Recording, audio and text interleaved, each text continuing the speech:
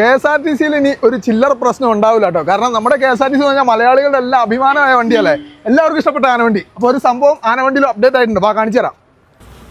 അപ്പോൾ ഏറ്റവും കൂടുതൽ അഭിമുഖീകരിക്കുന്ന പ്രശ്നം നമ്മൾ KSRTC-യിൽ യാത്ര ചെയ്യുമ്പോൾ ചില്ലറ മാറാനുള്ള ഒരു വിഷമാണ്. അപ്പോൾ ഇനിയിപ്പോൾ KSRTC-യുടെ പുതിയ ട്രാവൽ കാർഡ് എൻ്റെ കയ്യിലുണ്ട്. ഇതാണ് സംഭവം. ട്രാവൽ കാർഡ് ഉപയോഗിച്ചുകൊണ്ട് നമുക്ക് ഈ ചില്ലറ പ്രശ്നം ഒക്കെ ഒഴിവാക്കാം കേട്ടോ. 100 രൂപയാണ് ഈ കാർഡിന് വരുന്ന ചാർജ് എന്ന് പറയുന്നത്. 50 രൂപ മുതൽ 3000 രൂപ വരെ ചാർജ് ചെയ്ത് നമുക്ക് ഈ ഒരു KSRTC-യുടെ ട്രാവൽ കാർഡ് ഉപയോഗിക്കാം. KSRTC-യുടെ ഏത് ബസ്സിലും ഈ ഒരു ട്രാവൽ കാർഡ് ഉപയോഗിക്കാം കേട്ടോ. എറണാകുളം നിലവിൽ നമുക്ക് ഈ കാർഡ് എല്ലായിടത്തും ആക്റ്റീവ് ആയോ? എല്ലായിടത്തും ആക്റ്റീവ് ആയിട്ടുണ്ട്. കേരളത്തിലെ എല്ലാ ജില്ലയിലും ഇത് വെച്ച് നമുക്ക് ട്രാവൽ റീചാർജ് ചെയ്യാൻ നമുക്ക് എവിടെ വന്നത്?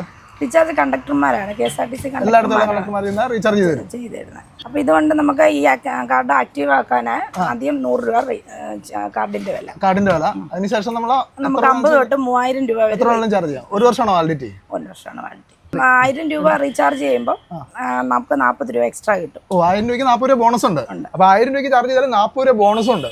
KSRTC കാർഡുകൾ കിട്ടുന്നത് KSRTC കണ്ടക്ടർമാരുടെ കയ്യിൽ നിന്നും യാത്രാ പൂവിൽസിൽ നിന്നും KSRTC യാത്രാ പൂവിൽസിൽ നിന്നും കിട്ടുന്നതാണ്. ബാലൻസ് അറിയണമെങ്കിൽ നമുക്ക് ഇത് ടിക്കറ്റ് എടുത്ത് കഴിയുമ്പോൾ ബാലൻസ് ആ ടിക്കറ്റിൽ തന്നെ നമുക്ക് അറിയാൻ പറ്റുന്നതാണ്.